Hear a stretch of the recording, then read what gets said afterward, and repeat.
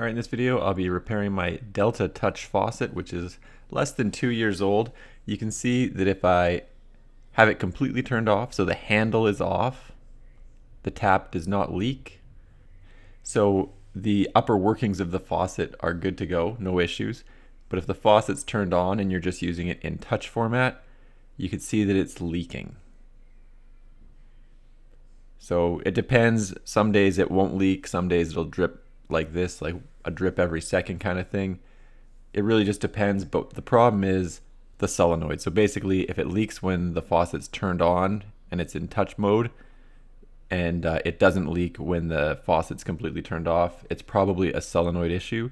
I called Delta and they sent me a solenoid in the mail for free. It takes a while to get here. I actually did this when I was in Edmonton as well. I had a different touch faucet and pretty much the same thing happened. It was a different company, it wasn't Delta, but they also sent me a replacement solenoid at no cost.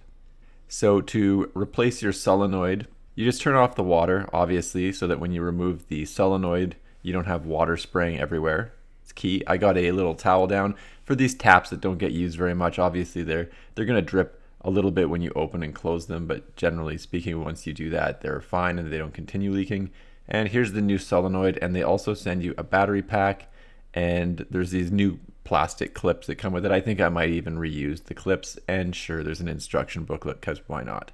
But I think if you've already hooked this up, it's pretty easy to do. So obviously the water is turned off.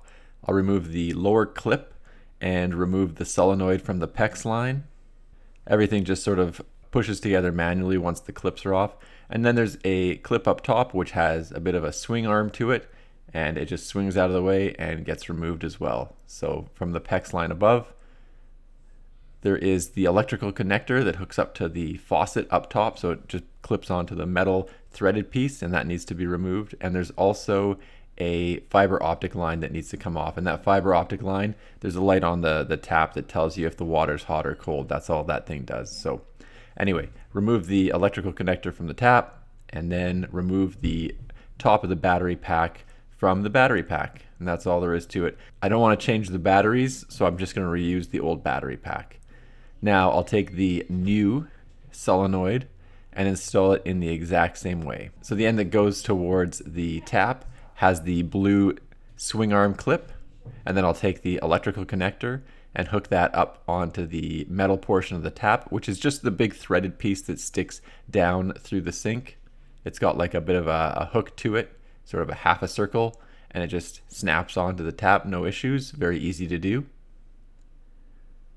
Then I will take the little fiber optic cable, which will tell you if the water's hot or cold. Obviously there's a sensor inside the solenoid for temperature sensing. Then I'll take the upper portion of the battery pack and clip it onto the lower portion of the battery pack. And these batteries do last a long time. I'm still rocking the same double A's as I started with, and then I'll take the lower PEX line and plug it into the solenoid as well. This one doesn't have the swivel clip, it just has a clip that is not attached to the solenoid itself. And that is all there is to this. I think I've seen some videos with people tearing these solenoids apart. I'm really not sure how effective that is, and considering that they send you these for free most of the time, I think that you're just better off calling the company, sitting on hold for 20 minutes, and requesting a solenoid. So there you can see it's not leaking. Turn the tap on, and as you can see, as it goes from cold to hot, it'll go from blue to red for that light. And one thing to note, that light does not flash if you're looking at it. For whatever reason, my camera makes a lot of LED lights have something of a strobe light effect. Pretty common. Anyway, I'll turn it off. There's no drips. Turn it back on. Obviously, everything's working properly. And one more time, I'll just turn it off. And absolutely no drips.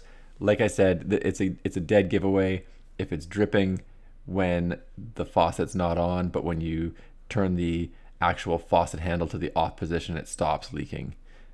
Almost certainly it is the solenoid with a small leak or not closing completely. The other thing you might want to check is the batteries, but in my case they're fine, and there's the Delta box that came in. Anyway, thanks for checking out my video. Don't forget to like and subscribe.